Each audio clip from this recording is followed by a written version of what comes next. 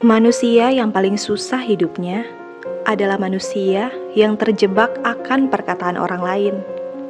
Ketika ia sedang mencari jati diri dan menikmati hidup, mereka pun berkata, "Carilah pacar, biar kamu gak kesepian."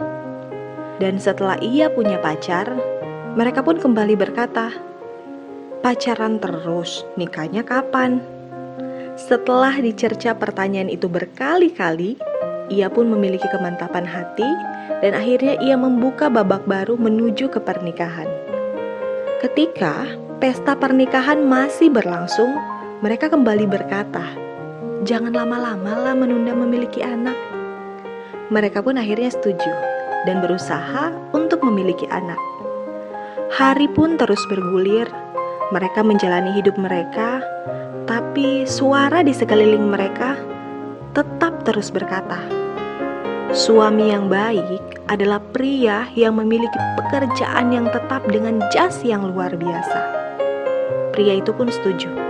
Ia bekerja keras dari pagi hingga malam, berangkat dengan mata yang masih berat, dan pulang dengan tubuh yang penuh kelelahan.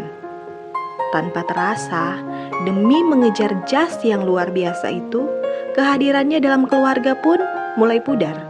Mereka mulai lupa akan makna sebuah keluarga dibangun. Mulut orang di sekelilingnya pun tidak pernah lepas dari pendengaran sang istri. Kamu tahu, jika ingin melihat seseorang tidak becus dalam pekerjaan rumah tangganya, lihatlah dari cara ia menjemur pakaian. Kamu tahu, istri yang baik adalah perempuan yang tidak akan membiarkan rumahnya berantakan sedikit pun. Kamu harus sering-sering loh ngecek suamimu. Zaman sekarang godaan ada di mana-mana. Rupanya sang istri adalah seorang pendengar yang baik. Ia akan marah besar saat anaknya membuat berantakan. Ia mudah cemburu ketika suaminya sibuk mengejar karir dibandingkan menemaninya. Sang anak pun yang belum tahu betapa kejamnya mulut mereka menjadi topik yang segar untuk diperbincangkan. Anakmu kok udah 1 tahun belum bisa jalan? Anaknya si B baru 9 bulan udah jalan dengan lancar loh. Kok anakmu tubuhnya mungil ya? Enggak gembul kayak si anaknya C. Pasangan ini pun menjadi frustasi dengan keturunan mereka karena pertumbuhannya yang normal tidak secepat anak lainnya. Semua orang yang menjalani hidup ini memiliki mimpi yang sama, yaitu bahagia.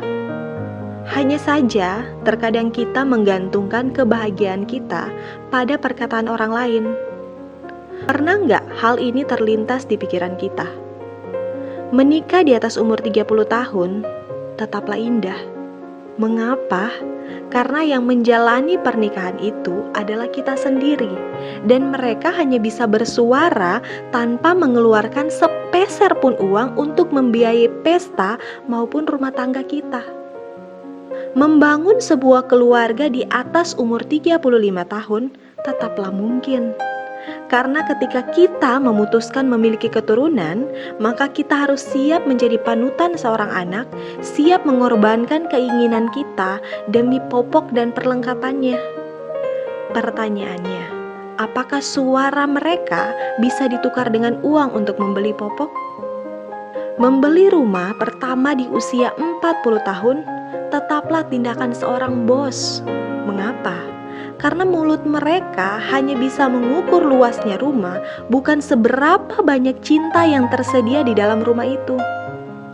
Jadi, jangan biarkan orang-orang merusak kebahagiaanmu.